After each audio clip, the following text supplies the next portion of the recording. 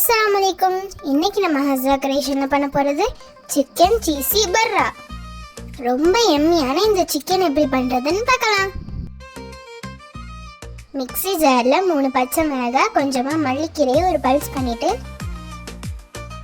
3 teaspoon தயிர், 2 teaspoon இஞ்சி பூண்டு paste, white pepper 1 teaspoon, 1 teaspoon garam masala, 1 teaspoon black pepper, 2 teaspoon cream சேர்த்து பேஸ்ட்டாக அரைச்சி வச்சுங்க. 1 கிலோ க்ளீன் பண்ண சிக்கனில் அரைச்ச பேஸ்ட்டை சேர்த்துங்க. அதில் 1 கப் தயிரை ஃபுல்லாக சேர்த்துங்க. ஒரு லெமனை பிழிஞ்சு விட்டு நல்லா கலந்து விடுங்க. சிக்கனுக்கு தேவையான அளவு உப்பு சேர்த்து 1 மணி நேரம் ஊற விடுங்க. ஓவர் நைட் கூட ஊற விட்டுக்கலாம். பேனில் 1 டீஸ்பூன் பட்டர் சேர்த்து 2 மீடியம் சைஸ் வெங்காயம், 15 முந்திரி சேர்த்து நல்லா வதக்குங்க. கலர் சேஞ்ச் ஆகக்கூடாது. 2 நிமிஷம் மூடி போட்டு வேக விடுங்க. வெங்காயம் வதங்கினதோட மிக்ஸி ஜாரில் சேர்த்து பேஸ்ட்டாக அரைச்சிங்க. அதே பேனில் 1 டேபிள் ஸ்பூன் பட்டர், கொஞ்சமாக எண்ணெயும் சேர்த்து ஊற வச்சிருந்த சிக்கன் பீஸை மட்டும் சேர்த்துங்க. மூடி போட்டு 5 நிமிஷம் வேக விடுங்க. தண்ணி விடும் தண்ணியை நல்லா சிக்கனை அப்சர்வ் பண்ணி 2 பக்கமும் வேக விட்டு எடுத்துங்க. இதே போலயே எல்லா சிக்கனையும் வேக விட்டு எடுத்துக்கலாம்.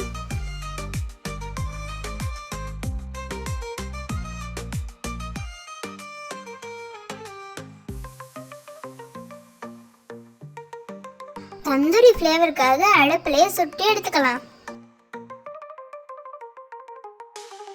அடுப்பில் சுடுறதுனால ஃப்ளேவர் இன்னும் நல்லா இருக்கும். எல்லா சிக்கனையும் இதே போல சுட்டு எடுத்துக்கலாம். அதே பேன்லயே சிக்கன் மேரினேட் பண்ண பேஸ்டையும் வெங்காயம் பேஸ்டையும் சேர்த்து நல்லா வதக்கி விடுங்க. கொஞ்சமா மிக்ஸி ஜாரை அலசி தண்ணி சேர்த்து 5 நிமிஷம் மூடி போட்டு குக் பண்ணுங்க. சுட்ட சிக்கனை சேர்த்து நல்லா கலந்து விடுங்க. 3 டேபிள் ஸ்பூன் ஃப்ரெஷ் க்ரீம் கண்டிப்பாக சேர்த்துங்க.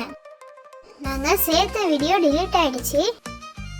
ஃப்ரெஷ் க்ரீம் சேர்த்தாதான் இது நல்ல டேஸ்ட்டாக இருக்கும். நமக்கு கிரேவியாக வேணுங்கிற அளவு காய்ச்சின பால் இல்லைன்னா காய்ச்சாத பால் கூட சேர்த்துங்க. உங்களுக்கு எந்த அளவு கிரேவியாக வேணுமோ அந்த அளவு பால் சேர்த்துங்க.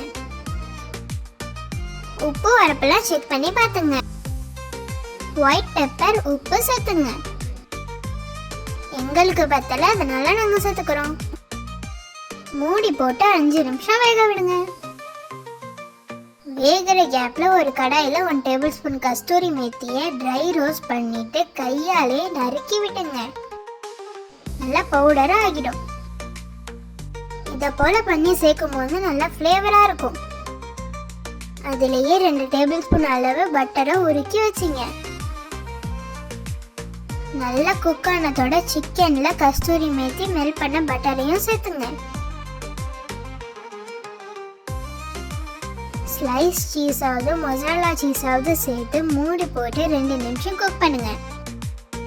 2 நிமிஷம் குக் பண்ணி எடுத்தீங்கன்னா சூப்பரான சிக்கன் பர்ரா ரெடி. இந்த சிக்கன் பர்ராவை நான் சப்பாத்தி கூடலாம் சாப்பிடும்போது செம்ம டேஸ்ட்ல இருக்கும். நீங்க கண்டிப்பா ட்ரை பண்ணி பார்த்துட்டு எப்படி இருந்துச்சுன்னு கமெண்ட் பண்ணுங்க. உங்களுக்கு இந்த வீடியோ பிடிச்சிருந்துச்சுன்னா மறக்காம நம்ம சேனலை லைக் பண்ணுங்க, ஷேர் பண்ணுங்க, சப்ஸ்கிரைப் பண்ணுங்க.